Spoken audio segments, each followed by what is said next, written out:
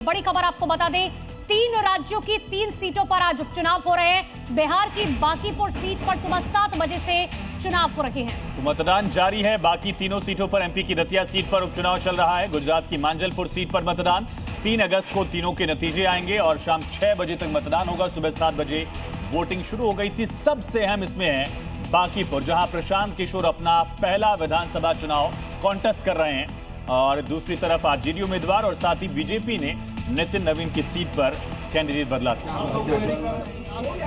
इसी बीच एक बड़ी खबर का रुख करेंगे। तस्वीरें आप देख रहे हैं प्रशांत किशोर की। कल देर शाम पुलिस कर्मियों से नोकझोंक जैसी तस्वीर भी सामने आई। बहस हो गई थी उनकी। कई आरोप उन्होंने पुलिस पर भी लगाए, बीजेपी पर भी उन्होंने हमला बोला। पूरे बांकीपुर में दिख रहा है कि प्रशासन, बीजेपी नहीं लड़ रही है, पूरा पुलिस फोर्स लोगों के घरों को जाकर रात से डराया जा रहा है, किसी को पकड़ा जा रहा है। जो प्रशासन से अप्रूव्ड टेबल लगे हुए हैं, यहीं बगल में बीजेपी का टेबल लगा हुआ है और यहाँ के जो लोग टेबल पर बैठे हुए थे उन सबको पकड़कर पुलिस ले गई है।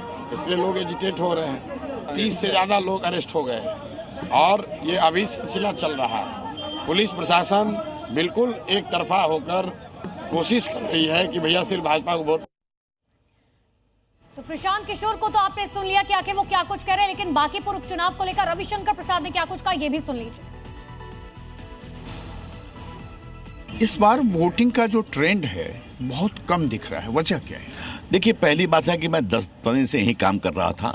आज जाऊंगा, संसद चल रही है, मेरी वहाँ भी बुलाहट है, तो वोट देके निकलूंगा। देखिए, आस्ते आस्ते वोटिंग और आगे बढ़ेगा।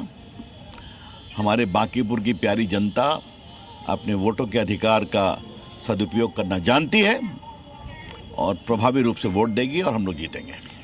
नीट को लेकर के जो जनजी का प्रदर्शन हुआ, क्या उसका भी असर आज के वोटिंग पर है? नहीं है। और यहाँ के लोग भी देखेंगे कि प्रधानमंत्री ने कितनी सख्त कार्रवाई की है। आगे और कार्रवाई करेंगे और पूरे एग्जाम सिस्टम को सुधारने के लिए उन्होंने कितनी हाई पावर्ड कमेटी बनाई है। लेकिन जिस तरह से पहले आप लोगों का समझौता हुआ, ये हो गया कि आंदोलन खत्म, आप लोगों ने वापस भी ले लिया, उसके बाद फिर से कह रहा है कि आप जो भी इसमें। अब मुझे आज उनके किसी मान सौरभ दास लगातार कह रहे हैं। मैं कोई नाम नहीं लूंगा, उनको अपनी बात कहने दीजिए। जनता कहाँ किसके साथ खड़ी हम जानते हैं। और अब पति खरपति को कोई चुनता है? वो जमाना चला गया।